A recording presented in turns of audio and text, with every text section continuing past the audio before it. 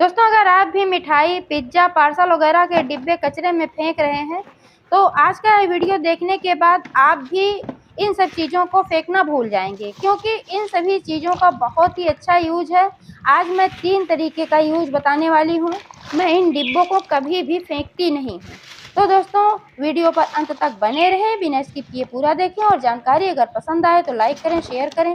Channel को अभी तक सब्सक्राइब नहीं किया है तो प्लीज़ चैनल को भी सब्सक्राइब करके बेल आइकन को प्रेस कर लें, ताकि सारे अपडेट्स आपको मिलते रहें। नमस्कार दोस्तों, स्वागत है मेरे YouTube channel gardening with Poonam में। दोस्तों, हम सभी घरों में अक्सर ऑनलाइन सामान आते हैं, जिसमें बहुत सारे गत्ते वगैरह आते हैं और पार्सल के इस तरह से डिब्बे आते हैं। और सभी घरों में अक्सर मिठाइयाँ वगैरह भी आती रहती हैं, उनके डिब्बे होते हैं। और पिज्ज़ा वगैरह भी आता रहता है, इनके भी डिब्बे, और भी बहुत तरीके के ऐसे ही कागज़ के डिब्बे होते हैं। ये डिब्बे अक्सर दोस्तों कागज़ या कार्डबोर्ड वगैरह के बने होते हैं। तो सबसे पहला जो यूज है, आप देख पा रहे हैं कि यहाँ जो सारे डिब्बे हैं, इन सभी डिब्बों को छोटे छोटे टुकड़ों में तोड़ लेना है और इसमें जो ये प्लास्टिक टाइप का लगा हुआ है, इसको अलग कर देना है। इसको इसमें नहीं रहने देना है। पार्सल के डिब्बों में पैक करते समय इसमें थोड़ा पिन वगैरह का भी इस्तेमाल होता है, तो संभाल करके इसको निकालना है, हाथ में ना लगे, और इसको भी निकाल देना है। और इन सब चीज़ों को निकालने के बाद फिर इसका यूज करना, छोटे छोटे टुकड़ों में ऐसे ही तोड़ना है और इसको यूज करना है कंपोस्ट खाद बनाने में।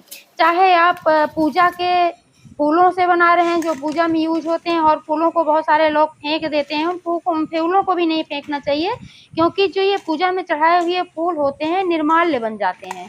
इनको ऐसी जगह पर नहीं फेंकना चाहिए जहाँ लोगों के पैर पड़ें, क्योंकि इससे भगवान का अपमान होता है। और किचन में बहुत सारे कचरे निकलते हैं, सब्जियों के छिलके वगैरह होते हैं, तो इन सभी चीज़ों से हम बहुत ही बढ़िया कंपोस्ट बनाते हैं।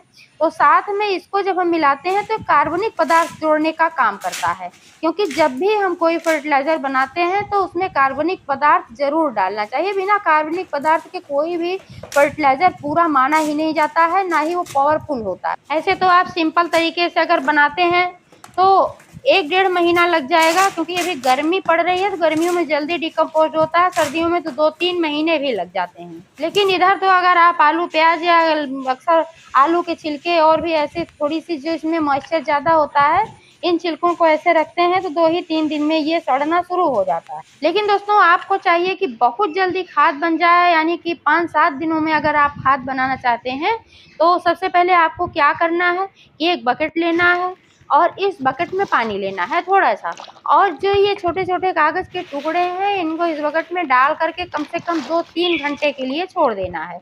ऐसे में क्या होगा कि ये जो कागज़ के टुकड़े हैं बहुत ही जल्दी गल जाएंगे, और जो आलू वगैरह के छिलके होते हैं और सब्जियों के छिलके, सड़ी गली पालक वगैरह के जो भी होते हैं, ये बहुत जल्दी डिकम्पोज्ड होते हैं। फूलों के जो होते हैं फूल, ये भी बहुत जल्दी डिकम्पोज्ड होते हैं जब इसमें मॉइस्चर होता है। तो आप चाहें तो इन सभी चीज़ों को एक साथ मिला करके किसी कंटेनर में रख सकते हैं, लेकिन जिस भी कंटेनर में आप रखें उसमें 4-5 छेद होना ज़रूरी है, या तो फिर आप इसको किसी बोरी में बना लें और बोरी में बाद में छेद कर लें। आप यहाँ पर देख पा रहे हैं, मैं बकेट में भी रखी हूँ और यहाँ पर बोरी में भी मैं बना रही हूँ कंपोस्ट खाद, और ये 90% बन करके रेडी हो गया है, बस थोड़ा सा बचा हुआ है। बहुत ही बढ़िया कंपोस्ट खाद बनकर तैयार होता है।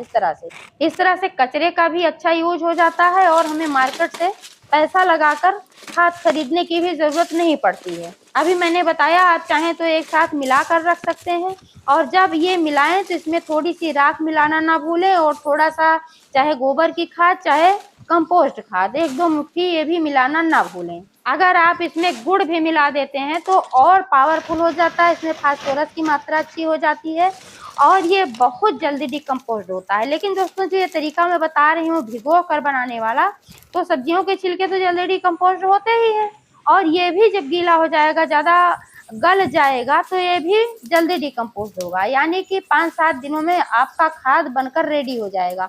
इसमें फिर और पानी डालने की ज़रूरत नहीं है। जो पानी इस बकेट में बचा हुआ होगा उसको भी डालने की ज़रूरत नहीं है। और दूसरा जो यूज है दोस्तों, जब हम गार्डनिंग करते हैं, हमें तरह तरह की चीज़ें इस्तेमाल करनी पड़ती हैं, जैसे केले के छिलके, आलू के छिलके, प्याज के छिलके हैं, और ये छानी हुई चाय की पत्ती, इन सभी चीज़ों को हमको सुखाना पड़ता है। तो इसके लिए हमें कोई ना कोई पात्र की ज़रूरत होती है। तो कोई और पात्र हम क्यों ढूंढें। इसके लिए मिठाई के डिब्बे जो होते हैं, इसके ढक्कन का भी यूज कर सकते हैं, डिब्बों का भी आप यूज कर सकते हैं। इसमें आप आसानी से सब कुछ सुखा करके रख सकते हैं और अपने पौधों में इस्तेमाल करें। तीसरा जो जबरदस्त यूज है दोस्तों, गमला भरने वाला। अगर आपके पास कम मिट्टी है या फिर आपके पास मिट्टी ज़्यादा है, तब भी आप सिर्फ 50% मिट्टी से ही गमला भर सकते हैं। इसके लिए आपको करना क्या होगा कि सबसे नीचे जो कागज़ के ये गत्ते के टुकड़े वगैरह हैं, इनको डाल देना है 50%।